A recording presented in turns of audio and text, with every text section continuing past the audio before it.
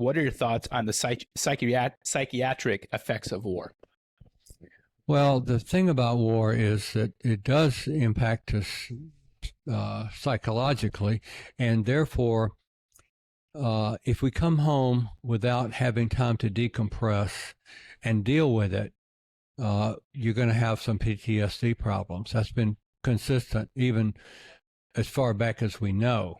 People who fought in war and lost their buddies and that sort of thing and got shot up themselves have had some emotional problems.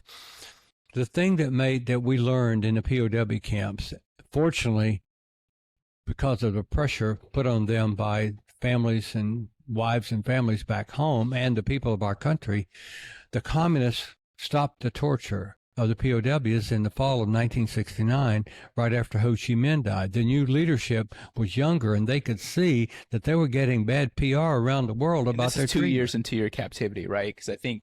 Yeah, that was 2 years into my captivity for me. Now, some guys had already been there 4.5 years. But for me, that was 2 years after I got there. And they stopped, the new leadership decided to stop the torture. And for the most part, they did. And beating stopped for the most part. And it went to a live and let live. And then there was a raid at the Santé camp by the Special Forces. We had moved out of that. I'd lived there 2 years, but we had moved out. And they didn't know for sure that we'd moved out, and they raided the camp very successfully, but we were 7 miles away in another camp, and within 48 hours, they moved all POWs back to the Hanoi Hilton and put us in big cells where Vietnamese prisoners had been.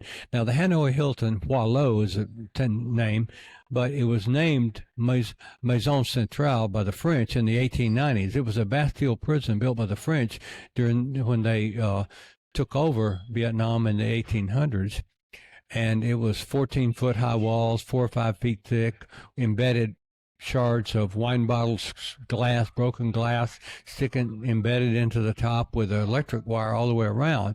Nobody ever escaped there. But it was a city jail also. So they moved the Vietnamese prisoners out and put us back in these big cells that were probably 1,800, 2,000 square feet. So I was in a cell about 1,800 square feet with 52 guys for almost 2 years, 24 hours a day. It had no walls in it, okay? And so you have to learn to live with people. You're going to get to know yourself because they're going to point out some things in you that you can't hide anything. The good, the bad, the ugly. When you live with somebody 24 hours a day at work or at home in a POW camp, they're going to see some stuff about you. And you had to take ownership for that and work on it. And we did. And we actually built an extremely strong relationship, a brotherhood.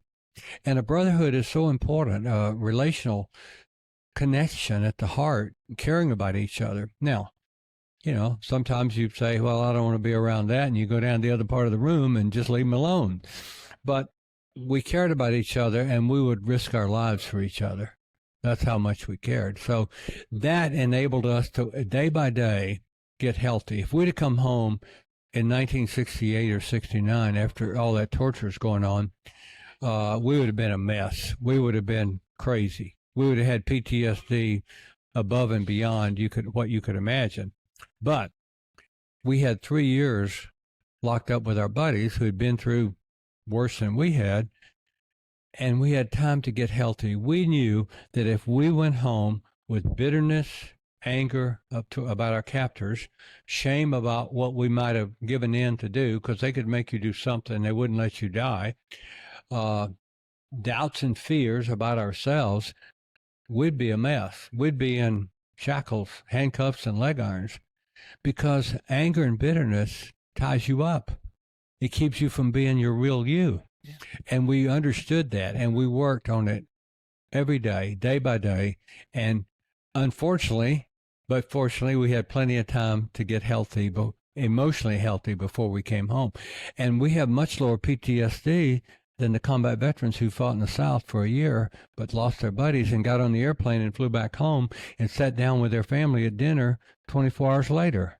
They hadn't had time to decompress emotionally.